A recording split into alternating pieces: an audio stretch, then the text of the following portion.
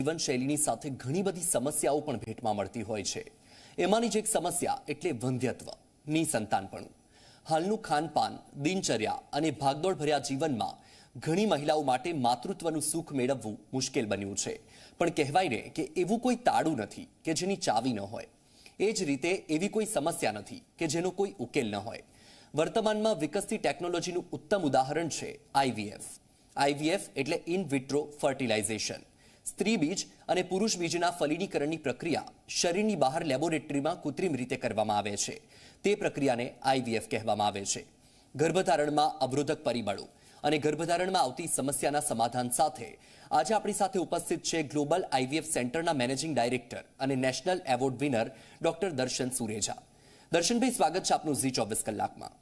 હવે દર્શનભાઈ, આઈવીએફ સારવાર કરાવતા પહેલા ધ્યાનમાં લેવાના સૌથી મહત્વપૂર્ણ પરિબળો કયા છે? ખાસ તો જ્યારે આઈવીએફ કરાવવા માટે કપલ રેડી થતું હોય છે, મેન્ટલી, ઇકોનોમિકલી અને મનથી મજબૂત થઈ અને ઘણા સમય બાદ એમ નક્કી કરે છે કે હા, હવે આપણે ટેસ્ટ ટ્યુબમાં જવું છે, તો તે જાતા પહેલા પોતાના શરીરને તૈયાર કરવું જોઈએ। જેમ કે પ્રોપર ડાયટ લેવો જોઈએ, મનથી એટલે કે પોતાનું સ્ટ્રેસ લેવલ બિઝનેસમાં કે અન્ય સ્ટ્રેસ લેવલ ઓછા કરી અને ટ્રીટમેન્ટ ઉપર સરસ રીતે ફોકસ કરી શકે, એસ્પેશિયલી વાઇફ, એ ધ્યાન રાખવું જોઈએ। બીજી વસ્તુ કે પ્રોપર હોસ્પિટલ સિલેક્શનમાં કે ડોક્ટર સિલેક્શનમાં ખૂબ ધ્યાન દેવું જોઈએ। એના માટે તમે ગૂગલ રિવ્યુઝ ડોક્ટર્સના કે હોસ્પિટલના જોઈ શકો છો। ઘણી વાર શું હોય છે કે ક્યાંય પણ કોઈના પેમ્પલેટ્સ કે જોઈ અને એમ થતું હોય કે ત્યાં સારું છે કે ક્યાં સારું છે, પણ તેના રિઝલ્ટ જુઓ, તે હોસ્પિટલમાં અન્ય પેશન્ટ્સોએ જે ટ્રીટમેન્ટ કરાવેલી છે તેમના રિવ્યુઝ જાણો, તે ડોક્ટરની મુલાકાત લ્યો અને પછી ફાઇનાન્શિયલ પ્લાનિંગ સાથે તમે પૂરા વિશ્વાસ સાથે જે તે ડોક્ટર પાસે ટ્રીટમેન્ટ કરાવડાવો। દર્શનભાઈ, આઈવીએફની સારવાર માટે અને આઈવીએફની સારવાર દરમિયાન કોઈ ચોક્કસ આહાર કે જીવનશૈલી જરૂરી હોય એવું કંઈક? યસ, ખૂબ સરસ તમારો ક્વેશ્ચન છે કે જેવી રીતના તમે પહેલા શરૂઆતમાં કીધું કે આજની જે આહાર વિહાર અને જીવનશૈલીને લઈને જ અત્યારે ઇન્ફર્ટિલિટીનું પ્રમાણ વધતું જાય છે। અમે અમારા પેશન્ટ્સમાં કહેતા હોય છે જેમ હાઇપરટેન્શન, ડાયાબિટીસ કે બધું વધતું જાય છે, નોન કોમ્યુનિકેબલ ડિઝીઝ કહેવાય, તો તેવી જ રીતના ઇન્ફર્ટિલિટી પણ એવો જ એક રોગ છે કે જે ખૂબ વધતો જાય છે, કારણ આ બધા જે ડાયટ ને લાઇફસ્ટાઇલ ને સ્ટ્રેસ ને બધું। તો ફર્સ્ટ ઓફ ઓલ તમારું શરીર બનાવવા માટે diet is the most important factor. તો ડાયટમાં નેચરલ ફોર્મમાં વેજીટેબલ્સ, ફ્રૂટ્સ અને સારો ઘરનો હેલ્ધી ખોરાક ખાવો જોઈએ। બહારનું જંક ફૂડ, કેમિકલ યુક્ત ખોરાકો ન લેવા જોઈએ, કારણ કે આ બધા ડાયટ નાના અંશે તમારા બોડીમાં મેજર ચેન્જીસ કરે છે કે જે તમારા પાચન તંત્રને કે પાચન સિસ્ટમને, ડાયજેસ્ટિવ સિસ્ટમને ડેમેજ કરે છે। ઘણાને ગેસ, કોન્સ્ટિપેશન રહેવાથી પણ કન્સીવ કરવામાં હોર્મોનલ ડિસ્ટર્બન્સ રહેતું હોય છે। તો ડાયટમાં નેચરલ હેલ્ધી ખોરાક લેવો ખૂબ જરૂરી હોય છે। દર્શનભાઈ, આઈવીએફ સારવાર સાથે સંકળાયેલ જોખમ અને આડઅસરો કઈ કઈ? યસ, આઈવીએફ હોમ જોવા જઈએ તો અમે પેશન્ટ્સને સમજાવતા હોઈએ છીએ કે આઈવીએફ ની અંદર નહીં તમારે સ્ટીચ, નહીં કઈ ઇન્સિઝન એટલે કે ચેકો, કાપો, ટાંકા વગરની પ્રોસિજર છે। ક્યારે પણ હોસ્પિટલમાં નાઇટ સ્ટે એટલે કે રાત રોકાવાનું થતું નથી। બીજ બહાર કાઢવાની પ્રોસિજર ફિમેલને જ્યારે કરવામાં આવે છે તે શોર્ટ જનરલ એનેસ્થેસિયામાં 15 થી 20 મિનિટની નાની એવી પ્રોસિજર હોય છે, તો ત્યારે હોસ્પિટલમાં હાફ ડે નું એડમિશન થતું હોય છે। ગર્ભ મૂકવાની પ્રોસિજરમાં પણ હાફ ડે નું એડમિશન જાગતા જાગતા જ મૂકવાનું હોય છે, જેને એમ્બ્રિયો ટ્રાન્સફર કહેવાય છે। પરંતુ આઈવીએફ માં one of the side effect એવી હોય છે ઓવેરિયન હાઇપર સ્ટિમ્યુલેશન, કે જેનાથી સ્ત્રી બીજને ડેવલપ કરવા માટે હોર્મોન્સ ના ઇન્જેક્શન આપવામાં ક્યારેક બીજ વધારે બની જવાથી પેટમાં પાણી ભરાય, એસાઇટિસ, ઉલટી ઉપકા થવું, પેડુમાં દુખવું, એવું થઈ શકે છે પેશન્ટને। પરંતુ આજને જમાનામાં ટેકનોલોજી ઘણી આગળ વધવાથી ફ્રીઝિંગ ટેકનોલોજી એટલે કે તમારા ગર્ભ જાજા બની ગયા છે અને થોડું ઓવેરિયન હાઇપર સ્ટિમ્યુલેશન જેવું લાગે છે, તો તે મહિને ગર્ભાશયમાં આરોપણ કરવાને બદલે એ ગર્ભને -196 ડિગ્રી સેન્ટીગ્રેડે થીજાવી દેવામાં આવે છે। એટલે કે વચ્ચે એક મેન્સ્ટ્રુઅલ સાયકલ, એક મેન્સિસ આવી જાય, જેથી કરીને જે હોર્મોનલ ડિસ્ટર્બન્સ હોય છે તે ફરી પાછું પોતાના મૂળ સ્થાને આવી જાય છે. પેશન્ટ્સને એકદમ રિલીવ્ડ ફીલ થાય છે અને પછીના નેક્સ્ટ મંથમાં એ ગર્ભ જે ફ્રીઝ કરેલા હોય તે ગર્ભાશયમાં આરોપવામાં આવે છે. તો ovarian hyperstimulation one of the side effect છે કે જે હવે પ્રિવેન્ટ થઈ શકે છે. બાકી અધરવાઇઝ આઈવીએફ ખૂબ જ સેફ પ્રોસિજર છે, એનાથી કોઈ ડરવાની જરૂર નથી. તો શું દર્શનભાઈ ટેસ્ટ ટ્યુબ બેબીની જરૂર બધાને પડી ખરી? યસ, એ ખૂબ સારો ક્વેશ્ચન તમે પૂછ્યો છે. કારણ કે ઘણીવાર ઘણા પેશન્ટ્સ ડરતા હોય છે કે મારે તો આ ટેસ્ટ ટ્યુબ બેબી સેન્ટરમાં નથી જવું, ભલે અમને 5 વર્ષ કે 10 વર્ષથી પ્રેગ્નન્સી નથી રહેતી, ત્યાં પછી અમને ડોક્ટર જઈને એવું કહેશે તો કે ટેસ્ટ ટ્યુબ જ કરાવવાનું છે. નહીં, તમે જો યોગ્ય ડોક્ટરની પસંદગી કરી હોય, યોગ્ય હોસ્પિટલની પસંદ કરી હોય, તો એ કેવી રીતના કે તમારે એ હોસ્પિટલના પૂછવાનું કે કેટલા આઈવીએફ સાયકલ્સ કરે છે અને કેટલા આઈયુઆઈ સાયકલ્સ કરે છે. કારણ કે આઈયુઆઈ એ સિમ્પલ ટ્રીટમેન્ટ છે અને આઈવીએફ છે એ થોડી મેજર ટ્રીટમેન્ટ છે. પરંતુ ડોક્ટર તે પેશન્ટ્સને પોતાના ટેલર્ડ મેડ એપ્રોચ, એટલે કે પેશન્ટ્સના એટલે કે કપલને જે જરૂર છે એ જ ટ્રીટમેન્ટ સજેસ્ટ કરે છે કે નહીં. અને જો કરતા હોય તો ક્યારેક નાની ટ્રીટમેન્ટ એટલે કે આઈયુઆઈ ની ટ્રીટમેન્ટ અથવા તો સિમ્પલ ટ્યુબ્સ બ્લોક હોય તો ટ્યુબ જો લેપ્રોસ્કોપી થી ખુલી જતી હોય તો પેશન્ટ્સને સિમ્પલ ટ્રીટમેન્ટ થી પણ પ્રેગ્નન્સી રહી શકતી હોય છે. એટલે એવું જરૂરી નથી કે તમને અમુક વર્ષો થઈ ગયા છે તો તમને હવે ટેસ્ટ ટ્યુબ જ કરવું પડશે. ઓકે, તો દર્શનભાઈ જે ટેસ્ટ ટ્યુબ બેબી છે એ તો મોટી ઉંમરે જ થાય એવું કંઈ હોય છે, એવું બરાબર છે? હા, એવી એક ગેરમાન્યતા રહેલી હોય છે. ઘણા હસબન્ડ્સના સીમેન કાઉન્ટ ઓછા હોય અથવા તો ઝીરો હોય, તો એવા પેશન્ટ્સમાં અમે એડવાઇસ કરીએ છીએ કે હા, તમારે હવે ટેસ્ટ ટ્યુબની જરૂર છે. પરંતુ કપલ જ્યારે ઘરે પોતાના વડીલો સાથે ડિસ્કસ કરે છે અથવા તો પોતે પોતાના ફ્રેન્ડ સર્કલમાં ડિસ્કસ કરે છે, તો જેને એનો એક્સપિરિયન્સ નથી તો એ લોકો પોતાના નોલેજ પ્રમાણે એડવાઇસ કરશે કે ના, ટેસ્ટ ટ્યુબ તો મોટી ઉંમરે જ કરાવાય, અત્યારે થોડું કરાવાય. પણ એ જૂની માન્યતા હતી. કારણ કે અમુક વર્ષો પહેલા ટેસ્ટ ટ્યુબની પદ્ધતિ બધા પેશન્ટ્સ માટે ઇઝીલી અવેલેબલ નહોતી. જે હાયર સેન્ટર્સ બોમ્બે કે દિલ્હી જઈને જ પહેલા કરાવી શકતા હતા. પરંતુ હવે સારા આઈવીએફ સેન્ટર્સ તમારા પોતાના સિટીઝમાં થઈ ગયા હોય છે, તો સારા સેન્ટર્સમાં જઈ અને યોગ્ય એજે, એટલે કે ઘણીવાર વાઇફની એજ યંગ હોય પણ એના બીજ ઓછા હોય, હસબન્ડના સ્પર્મ કાઉન્ટ ઓછા હોય, તો યંગ એજમાં પણ આઈવીએફ ની જરૂર હોય તો કરાવી લેવું જોઈએ. દર્શનભાઈ, ટેસ્ટ ટ્યુબ બેબીમાં 100% પરિણામ મળે ખરું? યસ.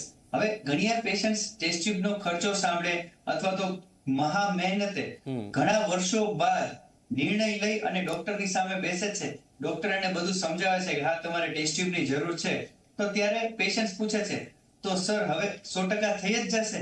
નહીં, 100% થઈ જાય એવું અમે પેશન્ટ્સને સમજાવતા હોય છે કે જો 100% અમે બધાને કહેવા માંડીએ તો ભગવાન એમ કહેશે કે અમને કોણ યાદ કરશે. એટલે કે ટેસ્ટ ટ્યુબમાં સ્ત્રી બીજ પુરુષ બીજનું બહાર ફલિનીકરણ લેબોરેટરીમાં કરી ગર્ભ બનાવીએ અને એનું ગર્ભાશયમાં આરોપણ કરીએ. પરંતુ ગર્ભાશયમાં ગર્ભનું આરોપણ કર્યા બાદ ગર્ભ ચોંટી જ જશે, એટલે કે એન્ડોમેટ્રિયલ ઇમ્પ્લાન્ટેશન એમ્બ્રિયોનું થશે જ, એ આપણે જોઈ શકતા નથી. એટલે કે એટલી પ્રોસિજર હજી નેચરે પોતાના હાથમાં રાખી છે. આઈવીએફ ની સાયન્ટિસ્ટ આ બાબત માટે એટલે કે ઇમ્પ્લાન્ટેશન વધારવા માટે, આઈવીએફ નું રિઝલ્ટ વધારવા માટે ખૂબ જ પ્રયત્નશીલ હોય છે. પરંતુ એવરેજ રિઝલ્ટ 40 to 50% ની અરાઉન્ડ પર સાયકલ દીઠ આવતું હોય છે. સારા સેન્ટર્સમાં હું તમને ઉદાહરણ આપું અમારા સેન્ટર્સનું, તો અમારું ટેસ્ટ ટ્યુબ બેબીનું રિઝલ્ટ અમે ઘણી ટેકનોલોજી, એક્સપિરિયન્સ ડોક્ટર્સ, સારા ઇન્જેક્શન્સ વાપરીને ઓલમોસ્ટ 60-75% સુધી પહોંચાડવાની ટ્રાય કરતા હોય છે. પરંતુ 20-30% નો ગેપ ઇમ્પ્લાન્ટેશન લેવલે આવતો હોય છે. એટલે કે સિમ્પલ કહેવાય ને કે જમીનમાં બીજ આપણે વાવી દઈએ, ફર્ટિલાઇઝર અંદર ડ્રોપ કરી દઈએ, પરંતુ બધા જ ટ્રી ઇમ્પ્લાન્ટ થઈ જ જશે કે બધા જ ઝાડ ઉગી નીકળશે એવું 100% હોતું નથી. ઓકે દર્શનભાઈ, ટેસ્ટ ટ્યુબ બેબીમાં બાળકો ટ્વિન્સ કે ટ્રિપલેટ જ આવે એવું ખરું? અને ખાસ કે બાળકોમાં ખોડખાપણ આવવાની શક્યતાઓ કેટલી? હા, એટલે ઘણીવાર બધા ટેસ્ટ ટ્યુબ થી ડરતા એટલે હોય છે કે પેશન્ટ્સને એમ થાય છે કે હા મારે તો એક બાળક આગળ છે, અથવા તો મારે ટ્વિન તો જોતા નથી, કારણ કે અમે બંને બહુ બિઝી છીએ વર્કમાં કે સોશિયલી અમે એકલા રહીએ છીએ, પેરેન્ટ્સ તો અમારા ગામડે રહે છે. તો ટ્વિન્સ કે ટ્રિપલેટ આઈવીએફ માં એવું જ આવશે. પણ એનું કારણ શું છે એ સમજવું જોઈએ. જેમ મેં તમને પહેલા કીધું કે ગર્ભ બનાવવો સાયન્ટિસ્ટના હાથમાં કે ડોક્ટર્સના હાથમાં છે, પરંતુ ગર્ભ મૂક્યા બાદ એનું ઇમ્પ્લાન્ટેશન અમારા હાથમાં નથી, નેચરના હાથમાં છે. એટલે જેમ આપણે કહેતા હોય ને કે એક ટ્રીનું ઇમ્પ્લાન્ટેશન કરવા માટે આપણે 2 કે 3 બીજનું વાવેતર કરીએ કે એમાંથી કોક તો બીજ ઉગી નીકળશે, તો ક્યારેક એકે ઉગી નીકળે, 2 ઉગી નીકળે કે 3 ઉગી નીકળે, તો એ નેચરના હાથમાં છે. એવી જ રીતના ગર્ભાશયમાં ગર્ભ આરોપણમાં ઘણીવાર 1 કે 2 ગર્ભનું આરોપણ કરવાથી ક્યારેક ટ્વિન્સ કે ટ્રિપલેટ આવી શકતા હોય છે. પરંતુ જો એક બાળક આગળ છે અથવા તો તમને એમ થાય છે કે અમારે એક જ બાળક જોઈએ છીએ, તો તમે ડોક્ટર સાથે ડિસ્કસ કરી અને એક જ ગર્ભનું આરોપણ પણ કરાવી શકો છો. એક ગર્ભનું આરોપણ કરવાથી થોડું રિઝલ્ટ તમારું લોઅર સાઈડ ઉપર આવે છે, કે જે અંદાજે 40 to 50% આપણે સાયકલનું ગણી શકીએ. 2 ગર્ભનું આરોપણ કરતા હોય તો સક્સેસ રેટ થોડો વધારે, એટલે કે 50 to 60% અરાઉન્ડ હોય છે. 3 તમે મૂકતા હોય તો 60 to 65% અરાઉન્ડ પહોંચી શકતું હોય છે. એટલે ઘણીવાર પેશન્ટ્સને એક સાયકલમાં રિઝલ્ટ દેવા માટે થોડા ગર્ભનું સંખ્યામાં વધારે આરોપણ કરવામાં આવે છે. અને હા, બીજી વસ્તુ કે જેમ તમે કીધું કે ટેસ્ટ ટ્યુબમાં ખોડખાપણ આ બાળકમાં આવે અથવા તો આવવાની શક્યતા વધારે હોય, તો આ મિથ છે. એવું જરા પણ હોતું નથી. ઘણીવાર ઘણા એમ જોયું કે હા અમારા પાડોશમાં ટેસ્ટ ટ્યુબ કરાવેલું તો તેને બાળકમાં આવું થયું છે. પણ એવું થવાનું કારણ કે એમણે મોટી ઉંમરે ટેસ્ટ ટ્યુબ કરાવ્યું છે. મોટી ઉંમરે જો એ કપલને કુદરતી પણ પ્રેગ્નન્સી રહે તો તેમાં ખોડખાપણ આવવાની શક્યતા એમને પણ વધારે હોય. અધર વે તમને સમજાવું કે નોર્મલ કપલ તો આઈવીએફ માં આવવાના નથી પ્રેગ્નન્સી રાખવા માટે, તો જે નું આઈવીએફ કરવાનું છે તે કપલમાં કંઈ ને કંઈ પ્રોબ્લેમ હોય છે. તો એને જો નેચરલ પ્રેગ્નન્સી રહે તો ખોડખાપણ આવવાની શક્યતા સેમ જ આઈવીએફ જેટલી જ રહેતી હોય છે. તો તે પણ એક મિથ જ છે. ઊંધું કહું તો ટેસ્ટ ટ્યુબમાં મધર, ફાધર અને આખું ફેમિલી એટલું બધું કોન્શિયસ હોય છે કે બાળકના ડેવલપમેન્ટ માટે મધરનું પણ ડ્યુરિંગ પ્રેગ્નન્સી એટલું ધ્યાન રાખતા હોય છે. ઇવન ડોક્ટર્સે પણ એને એટલી મલ્ટીવિટામિન સપ્લિમેન્ટ્સની ટેબ્લેટ્સ ને બધું આપેલું હોય છે કે જેથી કરીને બાળક વધારે સારું તંદુરસ્ત આવતું હોય છે. અમારે ગ્લોબલ હોસ્પિટલમાં તો બાળકો જ્યારે પેરેન્ટ્સ સાથે આવે ત્યારે પેરેન્ટ્સ એવું કહેતા હોય છે કે યસ સર, આ બાળક અમારું સમથિંગ ડિફરન્ટ છે, ખૂબ જ હેલ્ધી છે અને એના વાઇબ્રેશન્સ પણ ખૂબ સારા હોય છે. દર્શનભાઈ, માસિક જતા રહ્યા પછી સ્ત્રીને બાળક રહી શકે, કેટલી શક્યતાઓ? યસ, માસિક જતા રહ્યા પછી, કારણ કે હવે તો યંગ એજમાં પણ ઓવરીનો રિઝર્વ એટલે કે સ્ત્રીબીજની કોથળીની કેપેસિટી ઓછી જોવા મળે છે, કે જે અમારી હોસ્પિટલ ગ્લોબલ હોસ્પિટલ અમે 13 વર્ષથી રાજકોટ ખાતે ચલાવીએ છીએ. તો આમાં લાસ્ટ 5 કે 4 યર્સથી નાની ઉંમર એટલે કે 30 વર્ષ, 28 વર્ષ કે 35 વર્ષના બહેનોના બીજ ઓછા થઈ જાય, એટલે કે નિયર ટુ મેનોપોઝ આવે એવા કેસીસ ઘણા જોઈએ છે. તો એવા કેસીસમાં જ્યારે સ્ત્રીબીજની સંખ્યા ઓછી થાય ત્યારે મેનોપોઝ આવતું હોય છે ઉંમરના હિસાબે. તો સ્ત્રીબીજ નબળા હોય તો પણ સારા ઇન્જેક્શન વાપરી પોતાના બીજ લઈએ, અથવા તો પીઆરપી કરીને ટ્રીટમેન્ટ આવતી હોય છે, પ્લેટલેટ રિચ પ્લાઝમા, કે જે ઓવરીમાં ઇન્જેક્ટ કરીએ તો ઓવરીનો કેપેસિટી થોડી વધતી હોય. પણ જો ઓવરીએ સદંતર કામ કરવાનું બંધ કરી દીધું હોય, મેનોપોઝ આવી ગયું હોય, તો ગર્ભાશયને હોર્મોન આપી ગર્ભાશયમાં માસિક ફરી ચાલુ કરી, સ્ત્રીબીજ નબળા છે તો સ્ત્રીબીજ અન્ય સ્ત્રીના લઈ, એમના જ હસબન્ડનું સ્પર્મ લઈ ગર્ભ બનાવી અને જે તે રેસિપિયન્ટ, જે તે કપલ છે એની અંદર ગર્ભાશયમાં ગર્ભ આરોપણ કરવાથી અમે ઘણા પેશન્ટ્સના ટેસ્ટ ટ્યુબ કરી અને એમને પોતાના બાળકો પોતાની કુખે જન્માવેલ છે. એટલે કે માસિક જતા રહ્યા બાદ પણ પ્રેગ્નન્સી રહી શકે છે. ઓકે. અને જો પતિના વીર્યના કણોની સંખ્યા 0 હોય તો પોતાનું બાળક રહી શકે? યસ, આ ક્વેશ્ચન પણ ખૂબ જ અગત્યનો હોય છે. ઘણા પેશન્ટ્સ એમ છે કે અમારી સ્પર્મના કાઉન્ટ મારા હસબન્ડના 0 છે, પણ મારે તો એના સ્પર્મથી જ પ્રેગ્નન્સી રાખવી છે. તો હવે સિમ્પલ ઉદાહરણથી સમજાવું તો ટેસ્ટિસની અંદર સ્પર્મનું પ્રોડક્શન થતું હોય છે અને એક ટ્યુબ મારફત સ્પર્મ બહાર આવતા હોય છે, જેને એપિડિડાયમિસ વાસ ડેફરન્સ કહેવાય છે. ઘણીવાર એવું હોય કે વાસ ડેફરન્સ કે એપિડાઇમિસમાં કાંઈ પણ બ્લોકેજ હોય કે જેથી કરીને ટેસ્ટિસમાં બનતા સ્પર્મ બહાર નથી નીકળી શકતા. તો શું તમે ટેસ્ટિસને કુવા તરીકે ઉદાહરણમાં સમજો તો બહાર પાણી આવતું નથી, તો આપણે એવું કહી શકીએ કે ભાઈ અંદર કુવામાં એટલે કે ટેસ્ટિસમાં નીડલ નાખી સ્પર્મનું પ્રોડક્શન જો થતું હોય તો ત્યાંથી સ્પર્મ્સ રિટ્રાઈવ કરી વાઇફના એગ લઈ અને ટેસ્ટ ટ્યુબના માધ્યમથી પોતાનું જીનેટિક બાળક મળી શકે છે અથવા તો અમે આપી શકીએ છીએ. પરંતુ ક્યારેક ઝીરો કાઉન્ટ હોય અને ટેસ્ટિસમાં પણ સ્પર્મ ન બનતા હોય એટલે કે કુવામાં પાણી જ ના હોય તો પછી તે કપલને અન્ય દાતાનું વીર્ય લેવું પડતું હોય છે વીર્યની બેંકમાંથી. જે બધી પણ સારવાર અવેલેબલ હોય છે, પરંતુ એના નિદાન કરી અને જો ઝીરો કાઉન્ટમાં પ્રોડક્શન લેવલે પ્રોબ્લેમ હોય તો જ દાતામાં જવું પડતું હોય છે.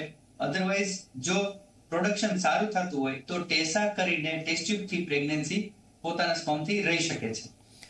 દર્શનભાઈ, મહત્તમ કેટલી વય સુધી સ્ત્રી ટેસ્ટ ટ્યુબ બેબી કરાવી શકે છે અને એમાં પરિણામ મળે છે?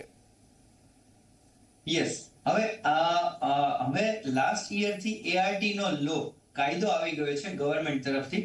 અધરવાઇઝ અમુક વર્ષો પહેલા તો 60 વર્ષ સુધીનાને કે 55 વર્ષ સુધીનાને અમે ટેસ્ટ ટ્યુબથી પ્રેગ્નન્સી રખાવેલી છે અને એ મધર અને ફાધર અને બાળકો બધા અત્યારે આખું ફેમિલી હેલ્ધી છે જ અને એ પણ બાળકો 5-5, 6-6 વર્ષના થઈ ગયા છે.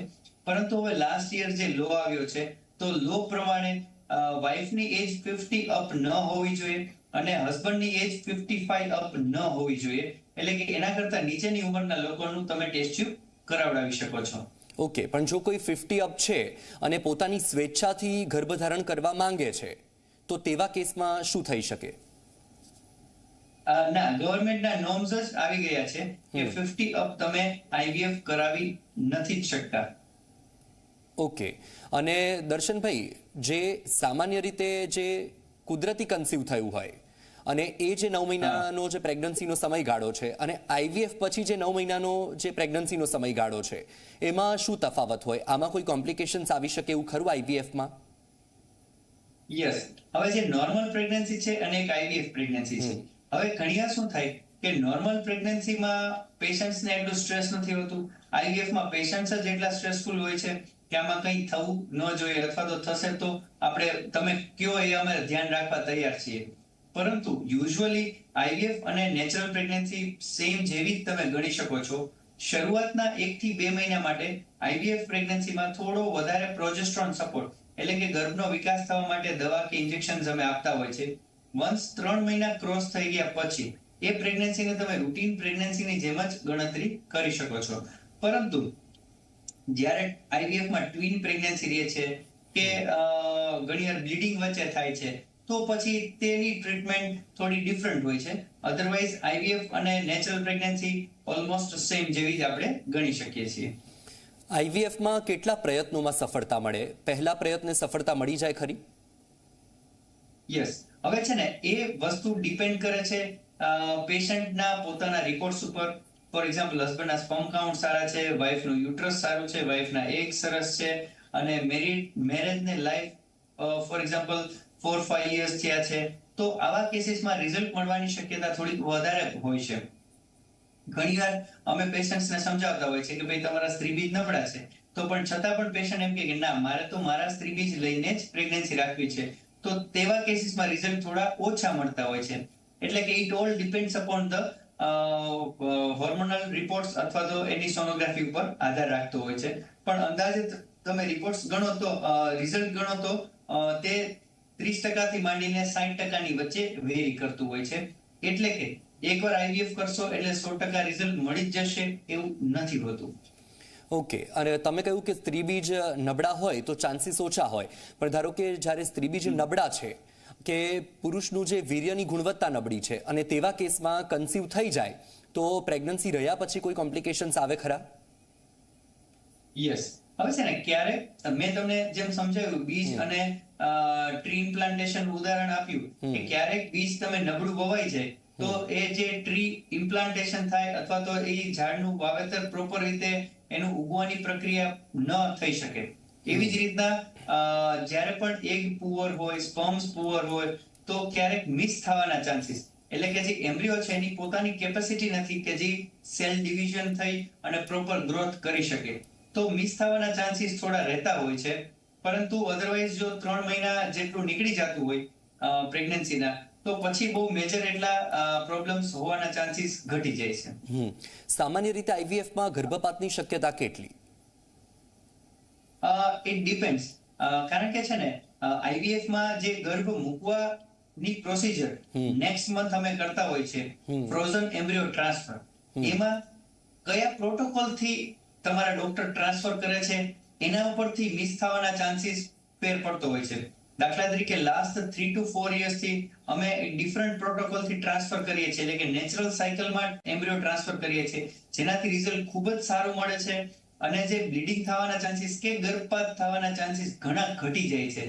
ઇવન તમે સિમેન્ટ ફિલ્ટરેશન ટેકનિક સારી વાપરો છો, આઈવીએફ લેબમાં તમારું જે એમ્બ્રિયોનું ડેવલપમેન્ટ જે ઇન્ક્યુબેટરમાં થાય છે ઈ પ્રોપર ઇન્સ્ટ્રુમેન્ટ સારા હોય છે, લેબની એર ક્વોલિટી સારી હોય, ડોક્ટર એમ્બ્રિયોલોજિસ્ટ અને ક્લિનિશિયન સારા હોય, તો રિઝલ્ટ સારું બને, એમ્બ્રિયો સારા બને અને એમ્બ્રિયો મિસ થવાના ચાન્સીસ પણ ખૂબ ઘટી જતા હોય છે. એટલે એમ્બ્રિયો મિસ થવાના ચાન્સીસ હોસ્પિટલ ટુ હોસ્પિટલ અને પેશન્ટ ટુ પેશન્ટ વેરી કરતા હોય છે. ઓકે, આઈવીએફ પહેલાની પ્રક્રિયા શું હોય? આઈવીએફ પહેલાની પ્રક્રિયા ખૂબ જ અગત્યનો મુદ્દો તમે કીધો છે, કારણ કે બધા પેશન્ટ્સ વિશે અમે ડિસ્કસ કરતા હોય, અમારી પાસે ઘણા પેશન્ટ્સ એવા પણ છે કે જેણે 8-9 વાર ટેસ્ટ ટ્યુબ અન્ય સેન્ટર્સમાં કરાવ્યા બાદ નિષ્ફળ રહ્યા હોય અને તેમણે ક્યાંકથી અમારું નામ સાંભળી ગ્લોબલ હોસ્પિટલમાં આવે અને એમ કે હા મારે હજી એક પ્રયત્ન તમારી હોસ્પિટલમાં તમારી સાથે ટ્રીટમેન્ટ એક કરાવડાવી છે, તો ત્યારે એ લોકોને ડિસ્કશનમાં એમ કે એગ અને સ્પર્મ ને યુટ્રસ વિશે તો અમને બધાએ ખૂબ સમજાવ્યું છે, પરંતુ અમે એમના મેન્ટલ કન્ડિશન, ઘરની સોશિયો ઇકોનોમિક કન્ડિશન વિશે કોઈ ડિસ્કસ કરતું નથી, કારણ કે ડોક્ટરને સમયનો અભાવ હોય છે. તો તેના માટે અમે ઇન્ડિયામાં first time holistic IVF design કર્યું છે.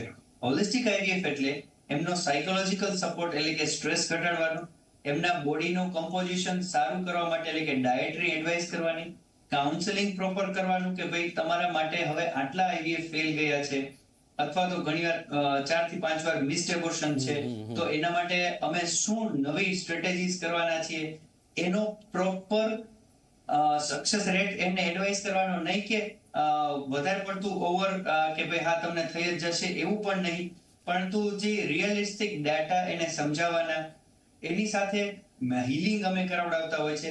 તો આવી રીતના અધર થેરાપીઝ થી ઘણા એવા પેશન્ટ્સ, અમારા લાસ્ટ 3 years નો એક્સપિરિયન્સ તમને હું શેર કરું તો અમુક પેશન્ટ્સ એવા હતા કે we were waiting to go for IVF, કે જેને લગ્નને 15 વર્ષ થયા હોય, 10 વર્ષ થયા હોય, કે આઈવીએફ માં ફેલ ગયા હોય, તો અમે એમ કહીએ કે ચાલો આપણે હોલિસ્ટિક આઈવીએફ ની 1-8 મહિના ટ્રીટમેન્ટ કરાવશું અને પછી આપણે જે મેડિકલ આઈવીએફ ચાલુ કરશું. તો એવા ઘણા પેશન્ટ્સ નેચરલ કન્સેપ્શન લઈને આવેલા છે કે જે અમારા માટે પણ ઘણી આશ્ચર્યની વાત છે. તો વી હેવ અ ટીમ કે જે હોલિસ્ટિક આઈવીએફ પેશન્ટ્સને મેન્ટલ અને ડાયટરી બધો સપોર્ટ આપી અને એમને કપલને સારી રીતે તૈયાર કરી અને પછી આઈવીએફ ની પ્રોસિજર માંથી પાસ કરીએ છીએ. એટલે કે અંદરથી જ એક પોઝિટિવિટી જનરેટ કરીએ છીએ. ઇવન બ્રહ્માકુમારી થ્રુ બીકે શિવાની દીદી, સ્વામિનાથનભાઈ કે જે પોઝિટિવ જે મોટિવેશનલ સ્પીકર્સ છે, તો એ લોકોએ પણ એક આવી રીતના અમે પ્રોગ્રામ નેશનલ લેવલે ડિઝાઇન કર્યો છે કે જે હોલિસ્ટિક આઈવીએફ ફ્રીમાં ઓનલાઈન બધા આઈવીએફ કપલ માટે અવેલેબલ છે, કે ઘરે બેઠા ઘરે જઈને એમ જ થાય કે હવે ઇન્ફર્ટિલિટીની ટ્રીટમેન્ટ ચાલુ થઈ, શું થશે શું નહીં, એનું સ્ટ્રેસ લેવલ કઈ પોઝિટિવિટી થિંક કરવાથી કે કયું મેડિટેશન કરવાથી ડાઉન થશે, આવું બધું અમે પ્રયત્ન કરતા હોઈએ છીએ. તો આ ખાસ બિફોર ગોઈંગ આઈવીએફ ધ્યાન રાખવું જોઈએ. દર્શનભાઈ, આઈવીએફ ની જે પ્રક્રિયા છે એ દરેક દર્દીની પરિસ્થિતિના હિસાબે અલગ અલગ હોય? યસ, હવે છે ને, કારણ કે મેં તમને સમજાવ્યું કે આઈવીએફ કરવા માટે સ્ત્રી બીજ જોઈએ, પુરુષ બીજ જોઈએ અને ગર્ભાશય જોઈએ. તો ઘણીવાર કોઈનું સ્ત્રી બીજ નબળું હોય તો એ રીતના બીજ ડોનેશનના, સ્પર્મ નબળા હોય તો સ્પર્મ ડોનેશનના, ઘણાને સ્પર્મ નબળા હોય તો ટેસ્ટિસમાં નીડલ નાખી ત્યાંથી સ્પર્મ બહાર કાઢી અને આપણે રિઝલ્ટ આપતા હોય. એટલે એ પોતાના હોર્મોનના રિપોર્ટ્સ ઉપરથી, ઘણાને ટ્યુબ ડાયલેટેડ હોય, ગર્ભાશયમાં ગાંઠો હોય તો પહેલા એ કાઢીને પછી આઈવીએફ કરવાના. એટલે આઈવીએફ માં પણ ડોનર સાયકલ કે સેલ્ફ સાયકલ કે સરોગેસી, આવા 3-4 ટ્રીટમેન્ટ અધર ઓપ્શન્સ અવેલેબલ હોય છે. કે આઈવીએફ એટલે આઈવીએફ બધી જગ્યાએ સેમ જ થાય એવું જરૂરી નથી હોતું. એવું કોઈ કિસ્સામાં થઈ શકે કે ધારો કે કોઈ સ્ત્રી છે, એટલે કોઈ કપલ છે, તો તેનું સ્ત્રી બીજ પણ નબળું છે અને પુરુષના વીર્યના કણો પણ ખૂબ જ નબળા છે, તો તેવા કિસ્સામાં શું થઈ શકે? યસ, એવા કિસ્સામાં ઘણીવાર શું થાય કે સ્ત્રી બીજ ખૂબ જ નબળા છે, સ્પર્મ છે એ થોડાક સારા છે, તો ક્યારેક અમે એડવાઇસ કરતા હોય કે ભાઈ તમારું સ્પર્મ લઈ બીજ છે એ બીજા ડોનરના લઈ અને ગર્ભનું ડેવલપ કરી અને તે કપલની અંદર અથવા તો ફિમેલની અંદર આપણે ટ્રાન્સફર કરતા હોય. ઘણીવાર ક્યારેક સ્પર્મ્સ પણ નબળા હોય, એગે નબળા હોય, જેમ તમે કીધું એવી રીતના કે ચાલે એમ જ નથી અથવા તો મલ્ટિપલ આઈવીએફ ફેલી ગયા છે, તો એમની કન્સેન્ટ સાથે એમને પૂછવાનું કે ભાઈ તમારે બંને એગ કે સ્પર્મ ડોનરના લેવા પડશે, તો સ્પેશિયલ એમ્બ્રિયો ડેવલપ કરીને એમની અંદર ટ્રાન્સફર કરી શકાય. આ રેર ઓપ્શન્સ હોય છે, પણ ઘણાને આવી જરૂર પડતી હોય તો કરી શકાય છે. એક પ્રશ્ન મને એ પણ થઈ રહ્યો છે કે આઈવીએફ કર્યા પછી એકવાર ગર્ભપાત થઈ જાય તો ફરીથી આઈવીએફ ઓપ્શન અપનાવી શકાય? યસ, કારણ કે એકચ્યુઅલી શું થાય, મેં તમને સમજાવ્યું એમ કે આઈવીએફ માં પ્રેગ્નન્સી રહેવાના ચાન્સીસ 50% કે 60% છે.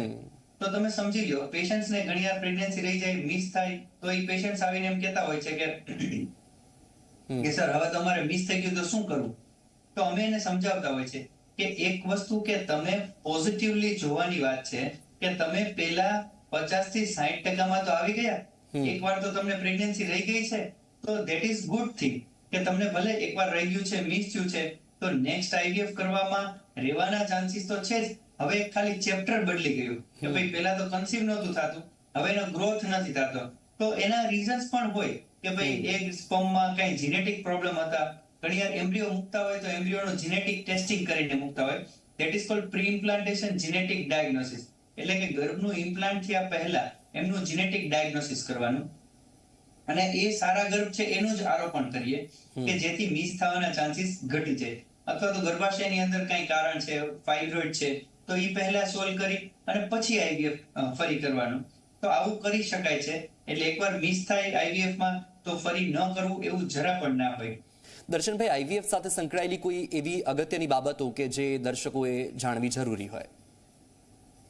આઈવીએફ માં ઘણા ક્વેશ્ચન્સ એટલા પણ હોય છે કે ઘણાને આઈવીએફ કરાવવામાં એમ કે સાહેબ આરામ જ કરવો પડે છે, તો એ વસ્તુ એક મિથ છે. આરામ કરવો જરૂરી નથી હોતો. ઘણા પેશન્ટ્સને અમે સમજાવતા હોય છે કે ભાઈ આઈવીએફ માં શું નાનામાં નાનો સૂક્ષ્મ ગર્ભાશયની અંદર આપણે મૂકી દેતા હોય છે, તો સમજો કે નાની એવી બિંદી બેન લગાડીને કપાળે ફરતા હોય તો સીડી ચડે કે પોતાના રૂટીન કામકાજ કરે તો એ પડી નથી જતી. તો એવી જ રીતના નાનો ગર્ભાશયમાં આરોપણ કર્યા બાદ પોતાના રૂટીન કામકાજમાં કે રૂટીન સીડી ચડે ઉતરવામાં એને કઈ ડેમેજ થવાનું નથી. આઈવીએફ કર્યા બાદ સંપૂર્ણ બેડ રેસ્ટ જ કરવો એ મિથ છે. બેડ રેસ્ટ કરવાથી સ્ટ્રેસ લેવલ કારણ વગરનું એ જ વધ્યા કરે અને એનાથી અમુકની વધારે સાઇડ ઇફેક્ટ એટલે કે સાયકોલોજીકલ સ્ટ્રેસ વધતો હોય છે. હા, એ એક ધ્યાન રાખવાનું કે પેટ ઉપર પ્રેશર આવે એવું કામ ન કરવું જોઈએ. બાકી અધરવાઇઝ રૂટીન ડેલી એક્ટિવિટી પોતાની ડેફિનેટલી કરી શકે છે. તો દર્શનભાઈ, ઝી 24 કલાક સાથે જોડાવા બદલ આપનો ખૂબ ખૂબ આભાર. ડોક્ટર સ્ટોકમાં ફરીથી મળીશું આપણે અન્ય કોઈ નિષ્ણાંત સાથે અને કોઈ સમસ્યાને લઈને ફરીથી ચર્ચા કરીશું. આજે બસ આટલું જ. નમસ્કાર.